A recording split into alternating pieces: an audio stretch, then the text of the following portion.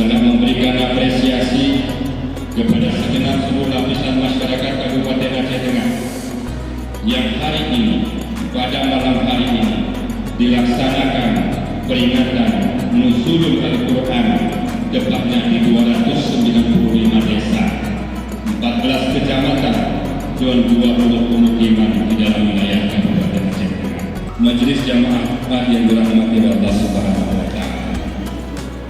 Samping itu, Allah Subhanahu wa Ta'ala juga memberikan sebuah keistimewaan kepada kita bersama, terutama kepada kita yang sungguh gemar membaca Al-Quranul Karim.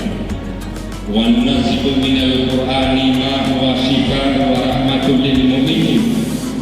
Sungguhnya satu mukjizat yang terdapat di dalam Al-Quran adalah manakala kita sering membacanya, maka sesungguhnya memberikan ketenteraman dan kebahagiaan bagi hati nurani dan batin kita bersama-sama.